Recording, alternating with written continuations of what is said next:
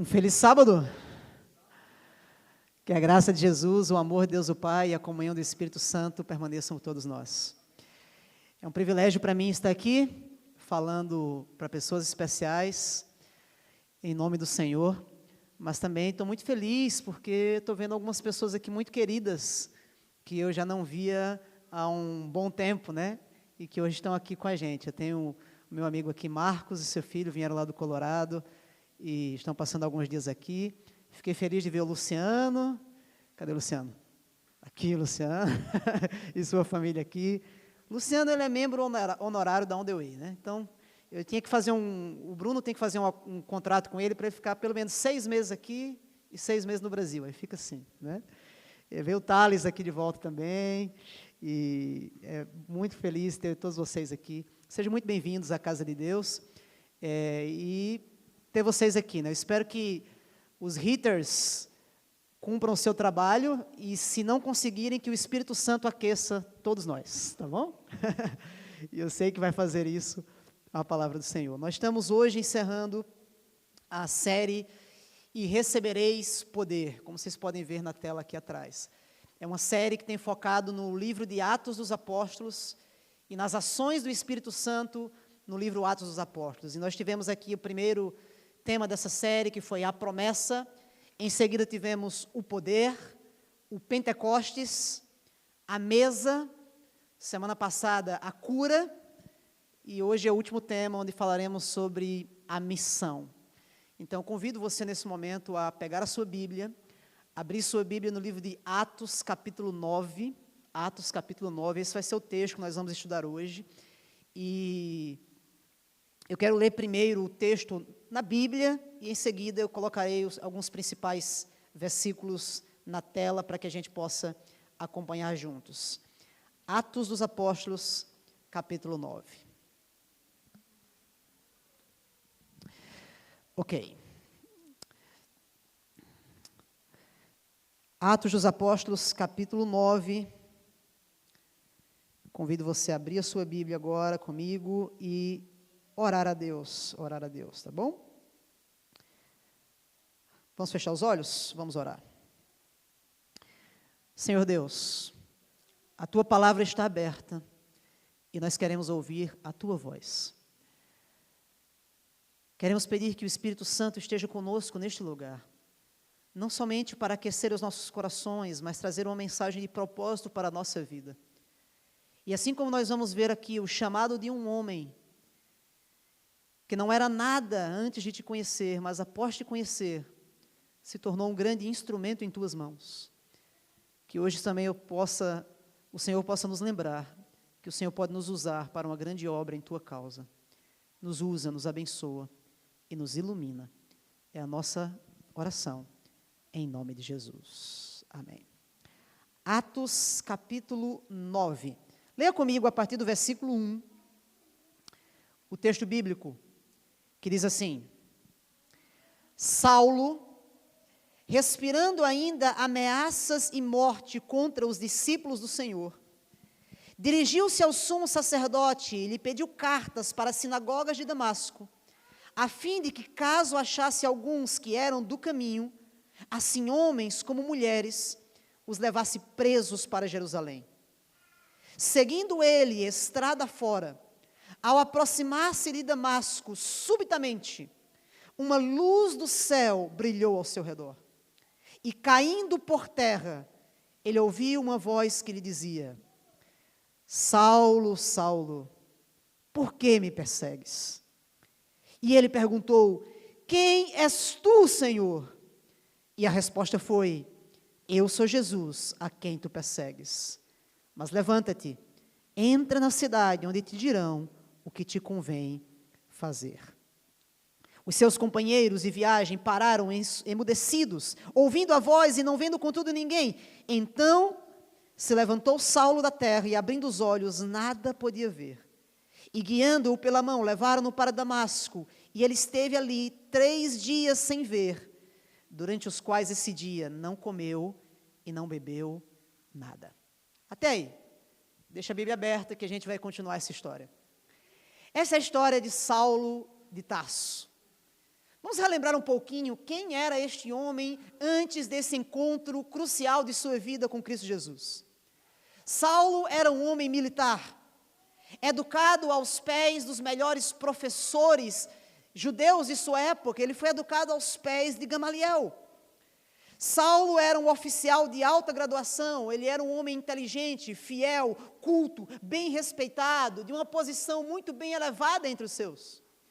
Se você vê a descrição que Paulo dá em suas cartas sobre quem ele era, ele diz que ele é judeu dos judeus, fariseu e também cidadão romano. Então Saulo, ele tinha livre acesso tanto aos romanos quanto às principais classes dos judeus. Ele era um homem respeitadíssimo, mas em determinado momento de sua vida, ele conheceu um grupo diferente que começou a circundar aquela região.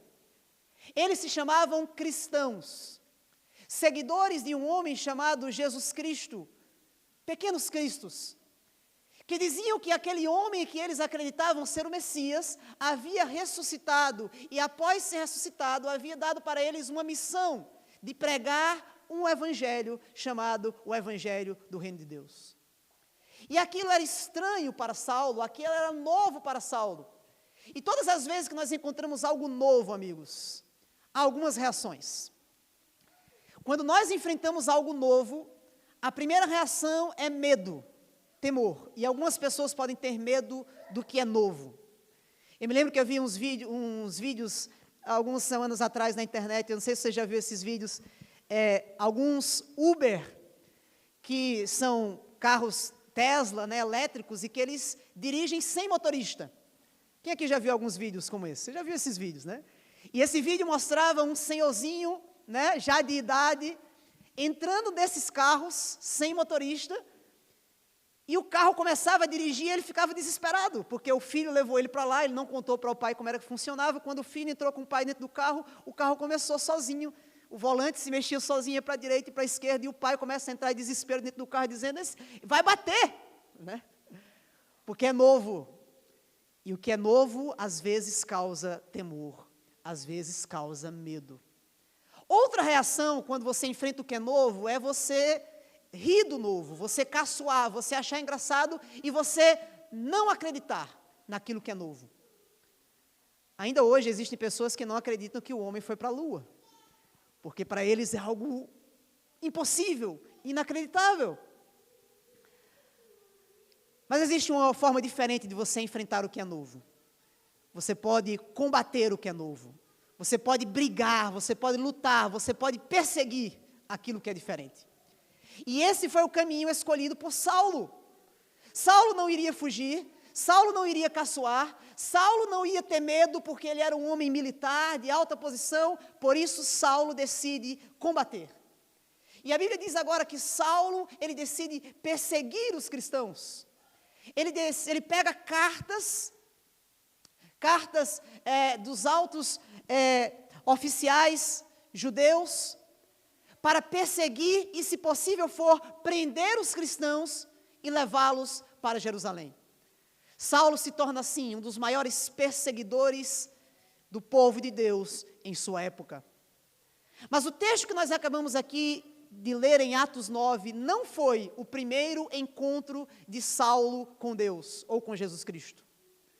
Porque se você ler alguns capítulos antes no livro de Atos, você vai encontrar uma outra história em que Saulo é mencionado. E essa foi o primeiro momento, a primeira história em que o Espírito Santo começou a trabalhar no coração de Saulo.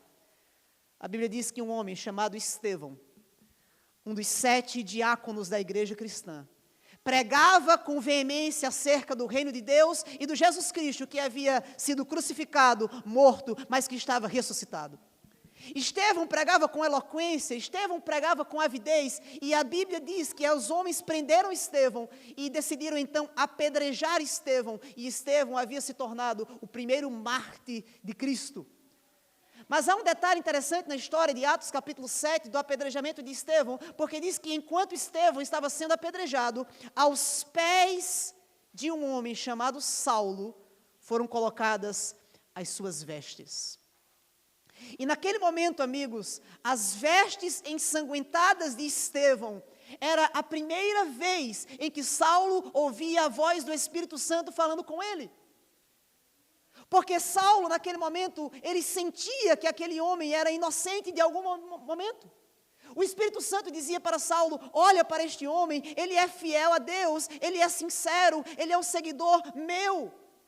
E eu imagino Saulo olhando para Estevão, olhando para o céu e dizendo: eu vejo os céus abertos e vejo o trono de Deus e Jesus está sentado neste trono e eu vejo anjos de Deus cercando esse trono. E naquele momento, com as vestes ensanguentadas de Estevão, Saulo ouvia a voz do Espírito Santo. E sabe, amigos, o Espírito Santo, ele tenta falar conosco de diversas maneiras, em diversas situações. Desde o dia que nós nascemos, Deus tem um plano para nos levar para mais perto dele. E sabe o que eu aprendi?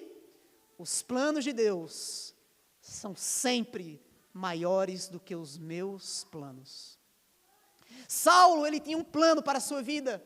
Saulo, ele tinha uma rota para a sua vida. Saulo, ele tinha um desejo para a sua vida. Mas o que ele não sabia é que Deus tinha um plano mais especial para ele.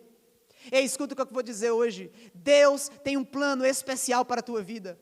Muitas vezes você não compreende, muitas vezes você não entende por onde Deus está te guiando, o que é que Deus está fazendo com a tua vida, mas Deus tem um plano para você.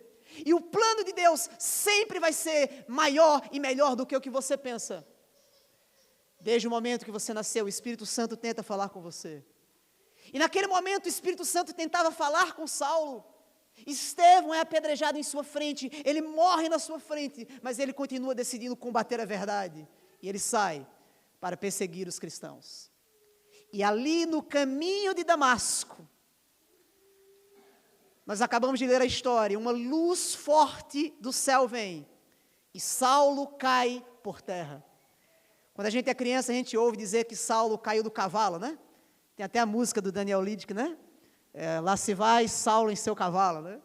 A Bíblia não menciona cavalos. A gente não sabe se Saulo estava em cavalos ou não. A Bíblia não fala de cavalos, mas o que a Bíblia diz é que quando Saulo estava a caminho de Damasco, uma luz forte vem do céu e ele cai. E ao cair do céu, ele escuta uma voz. E a voz do versículo 4 é: Saulo, Saulo, por que você me persegue? E é um detalhe interessante aqui, porque sempre na Bíblia, que Deus quer chamar a atenção de uma pessoa, ele repete o nome 2 vezes. Isso acontece até hoje, né? Sempre que eu estou em casa, que eu estou fazendo algo de errado, eu escuto uma voz lá de Mel dizendo: Tiago, Tiago. Se alguém repete o seu nome 2 vezes, é porque você está fazendo algo de errado, né? E na Bíblia nós encontramos isso. Você lembra da história de Maria e Marta? Marta está lá agoniada na cozinha, Maria aos pés de Jesus, e Marta reclama com Jesus, e Jesus olha para ela e diz: Marta, Marta, você está preocupada com muitas coisas, mas só uma é necessária. E aqui de novo, Jesus diz: Saulo, Saulo, por que você me persegues? Pobre Saulo, ele perseguia os cristãos, e o que ele não sabia é que ele estava perseguindo o próprio Cristo. Ele estava tão convicto e tão sincero naquilo que ele acreditava. E não se enganem, Saulo não era um homem mau. Saulo, ele era sincero naquilo que ele acreditava. Mas é possível você ser sincero e mesmo assim estar errado. Saulo estava sinceramente errado.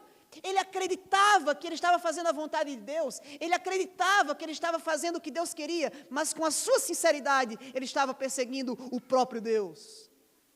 E o verso seguinte me espanta ainda mais, porque no verso seguinte, Saulo vai responder a Deus, ele vai responder a voz, e ele diz assim: quem és tu, Senhor? Quem és tu, Senhor? E eu vou dizer uma coisa muito séria para você agora. Saulo era um fariseu. Para se tornar um fariseu, era necessário muitos anos de estudo das Escrituras. Ele precisaria passar, no mínimo ali, mais de 10 ou 20 anos estudando o Antigo Testamento para que pudesse receber o título de fariseu. Saulo, muito possivelmente, ele conhecia o Antigo Testamento de cor. Ele sabia as leis judaicas, ele sabia os adendos, todos os regulamentos para seguir uma vida cristã, ele conhecia a Bíblia de capa a capa, mas ele não reconhecia a voz do Filho de Deus. E sabe o que eu aprendo? É possível estar na igreja há 10, 20, 30 anos. É possível ter um cargo na igreja. É possível, por triste que pareça, você mesmo ser um pastor e mesmo assim não reconhecer a voz de Jesus Cristo. Eu te faço uma pergunta hoje, quero que você responda para você e para Deus. Se Jesus falasse com você hoje, você reconheceria a sua voz? Se Jesus falasse ao seu coração hoje, se Ele te chamasse no íntimo da tua casa, no teu quarto, aqui nessa igreja, se Ele falasse com você, você reconheceria a sua voz? Porque eu reconheço a voz da minha esposa quando ela me chama, eu reconheço a voz do meu filho, mesmo se ele está longe, eu reconheço a voz do meu amigo, mesmo quando ele está na outra sala, porque quando a gente é próximo de alguém, a gente reconhece a voz dele. Mas Saulo não reconheceu a voz de Jesus. E o meu temor é que eu também não reconheça, o meu temor é que eu também não entenda quando Deus fale comigo, quem és tu, Senhor? Eu não sei quem tu és. E Jesus responde, eu sou Jesus, o Filho de Deus, a quem tu persegues. E naquele momento, Saulo enfrentou a sua realidade mais cruel. Porque ali ele estava caído no chão, empoeirado, cego, ao pó da terra. E só naquele momento é que ele reconheceu a Deus. E sabe o que eu percebo, amigos? Que nós não fazemos diferente. A gente só busca a Deus nos momentos de dificuldade. Uma vez eu conversava com uma pessoa e a pessoa dizia, pastor, olha, deixa eu te contar o que aconteceu na minha vida. Aconteceu esse problema, eu me separei, os meus filhos me abandonaram, o vício me levou tudo.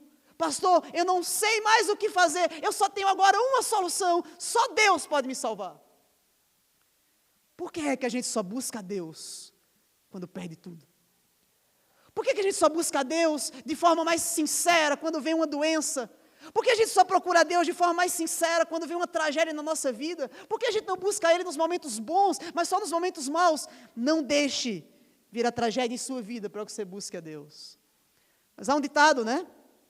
Quando não é pelo amor, é pela dor, é o que dizem. E ali estava Saulo, cego. E aqui que está a ironia dessa história de Saulo. Porque foi necessário que ele ficasse cego para que ele pudesse enxergar o seu próprio coração. Foi necessário que ele ficasse cego visualmente, dos seus olhos físicos, para que ele pudesse olhar para dentro de si e ver quem ele era e o que Deus queria que ele fosse. E cego ele se levanta. Aqueles que estão ao seu redor não conseguem entender, porque é isso que acontece quando a gente tem um encontro com Cristo. Às vezes nem nossa família nos entende, nossos amigos não nos entendem, porque o encontro com Cristo é tão pessoal, é tão relacional, que aqueles que estão ao nosso redor não entendem. E Saulo sai ali, guiado pelas mãos, e ele vai para aquela cidade onde Deus mandou ele ir, após ter um encontro com Cristo. E a Bíblia diz que ele fica agora 3 dias orando, jejuando, 3 dias sem comer nada, sem beber nada, 3 dias com os joelhos no chão, orando a Deus. E agora que começa a parte mais linda da história, eu quero chamar a sua atenção para essa segunda parte, a mais bonita da história, é a que eu mais amo. Porque o que Saulo não sabia, é que enquanto ele estava orando aqui, Deus já estava trabalhando em outro lugar, com outro homem para se encontrar com ele. E é isso o que Deus faz. Muitas vezes a gente ora a Deus e a gente diz, Deus, o Senhor parece estar demorando para fazer alguma coisa. A gente ora a Deus e diz, Deus, olha, parece que o Senhor não está agindo. E o que a gente não percebe é que enquanto a gente está orando aqui, Deus está já movendo, como nós dizemos, os pauzinhos, já está movendo a história. Ele já está trabalhando com outras pessoas ao nosso redor para trabalhar no nosso coração. E enquanto Saulo estava orando aqui, Deus agora vai falar com outro homem, outro personagem da história. O nome dele? Ananias. E eu amo Ananias, porque Ananias é muito sincero. No versículo 11, Deus vai ao encontro de Ananias. E olha o que Deus fala. Disse-lhe o Senhor para Ananias, levanta-te, vai à rua chamada direita, e pergunta na casa de Judas, por um homem chamado Saulo, apelidado Saulo de Tarso, e ele vai estar orando. Preste atenção, que o que está aqui é muito lindo, você vai perceber agora. Deus, ele sabia, escute com atenção, Deus, ele sabia o endereço onde Saulo estava. Deus sabia o nome da rua, rua direita. Deus sabia quem era o dono da casa em que Saulo estava, Judas. Deus sabia o nome de Saulo, Deus sabia o apelido de Saulo, e Deus sabia ainda o que Saulo estava orando. Sabe o que eu aprendo aqui? Deus conhece cada detalhe da nossa vida. Era como se Deus dissesse assim, olha, vai ali, no Maplewood, Andrews University, Maplewood, apartamento F69, 4480 International Court. E lá, naquele apartamento, vai estar meu filho, Tiago, o nome dele. Algumas pessoas chamam de Tiaguinho. Vai lá, que ele vai estar brincando com seus filhos. E esse texto me conforta, amigos, porque Deus, ele sabe cada detalhe da nossa vida. E se Deus sabe cada detalhe da nossa vida, Ele sabe também as nossas aflições. Deus sabe as lutas que você tem no seu casamento. Deus sabe as dificuldades de relacionamento que você está tendo. Deus sabe a dificuldade que você está tendo para educar teus filhos, para criar teus filhos. Deus conhece aquela doença que te aflige, que aflige alguém da tua família que está sofrendo, a tua mãe, o teu pai. Deus conhece a razão das tuas lágrimas todas as noites, quando ninguém vê, nem tua família vê, mas você entra sozinho no banheiro, no teu quarto e você chora. Deus conhece você. Deus, Ele sabe tudo o que somos, o que fazemos, o que sentimos. Não existe nada escondido de Deus. Ele sabe cada detalhe da nossa existência. E por saber de tudo isso, Ele está cuidando da gente. Ele cuida de você. Ele cuida e Ele sabe do que você precisa. É um Deus que conhece cada detalhe. As lágrimas, as alegrias, os sonhos, o teu passado. Mas Ele também sabe o teu futuro. É um Deus que não tem nada oculto aos seus olhos. Ananias escuta aquilo, e quando Ananias escuta o nome Saulo, ele se assusta. E agora ele responde para Deus assim, Deus, tem algo errado. Tem algo errado aí. Veja, leia comigo aí na Bíblia, não está aqui na tela, mas leia comigo. O capítulo 9. O capítulo 9, o versículo 13, diz assim, Ananias respondeu, Senhor, de muitos eu tenho ouvido a respeito desse homem. Quantos males ele tem feito aos teus santos em Jerusalém. E ele trouxe autorização aqui para prender todos que invocam o teu nome. Ananias disse, Deus, espera aí, tem algo errado. Deus, olha, o senhor tem certeza? É esse Saulo mesmo que o senhor está falando, o mesmo que eu conheço? Deus, tem algo errado. Ele é o perseguidor. Ele não é esse Deus. E sabe o que Ananias fez? Ele faz a mesma coisa que nós fazemos todos os dias. Ele julga as pessoas pelo seu passado. E ele olha para o coração de Saulo, como nós olhamos por todas as outras pessoas ao nosso redor. Olha, fulano de tal, não é bom falar com ele não, que ele é meio fofoqueiro. Olha, fulano de tal, olha, ele é trapaceador, já me colocou em encrenca, já falou mal de mim pelas costas. Deus, esse aqui, o Senhor quer que eu vá falar com esse? Essa pessoa que fez mal para a minha família, essa pessoa que fez mal para uma pessoa que eu amo, Deus, é esse. O que Ananias não sabia é que Deus, ele transforma o passado.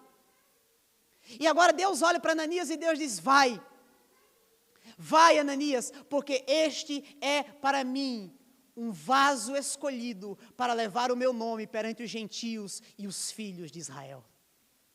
Ananias, vai, esquece o passado desse homem, porque ele será completamente diferente. Ananias, vai, porque esse homem em minhas mãos vai ser um vaso escolhido para levar muitas pessoas aos meus pés.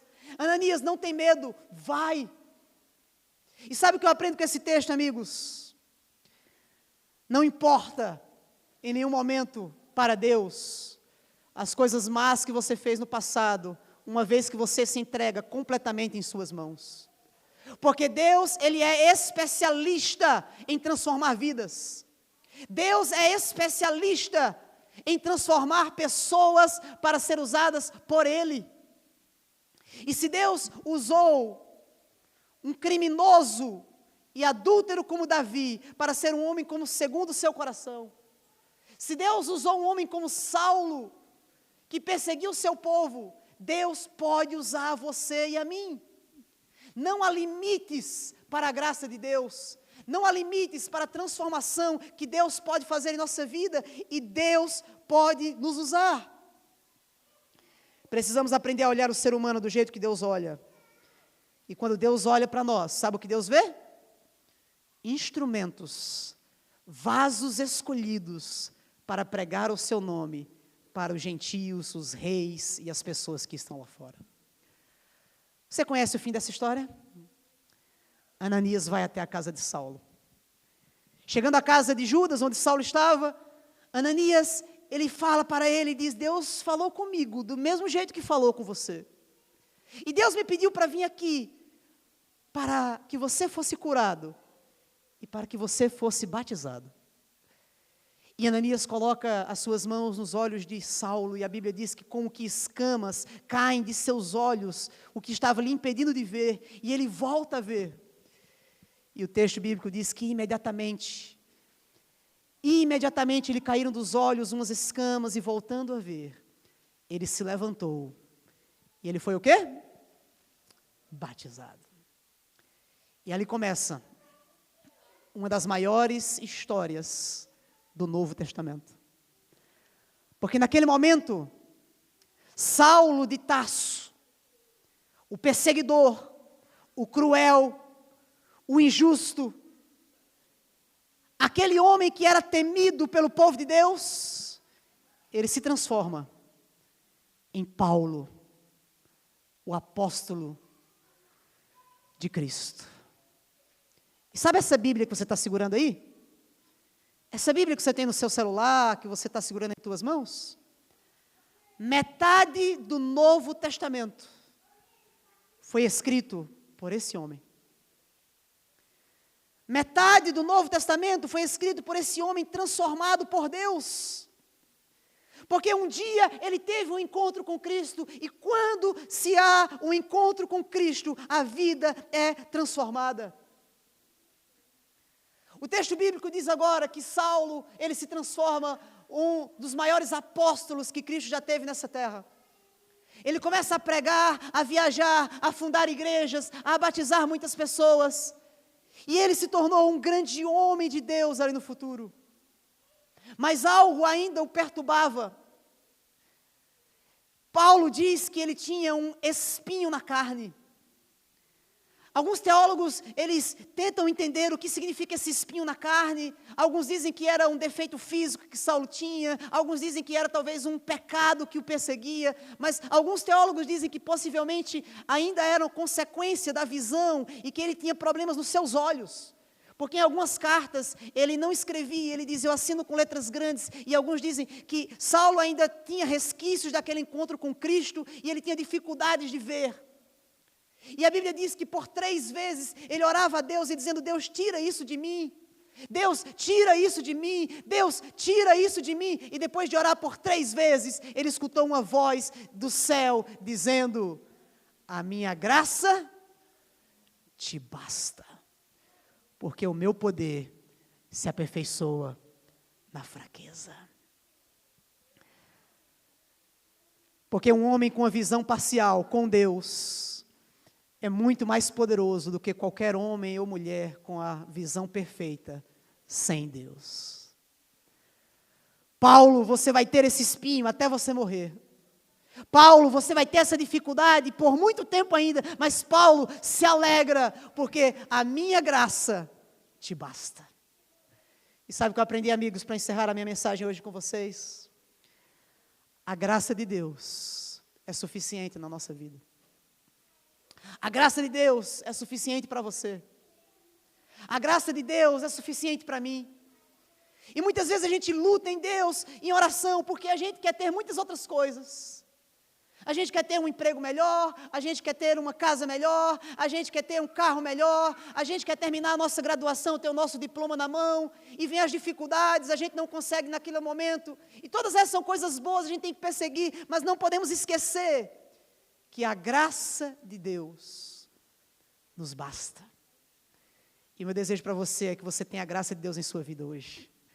Que a graça de Deus alcance o seu coração, que a graça de Deus alcance a sua vida, e que você seja um instrumento nas mãos de Deus. Como Paulo foi para pregar a sua mensagem. Que eu e você possamos cumprir a missão, e que Jesus volte.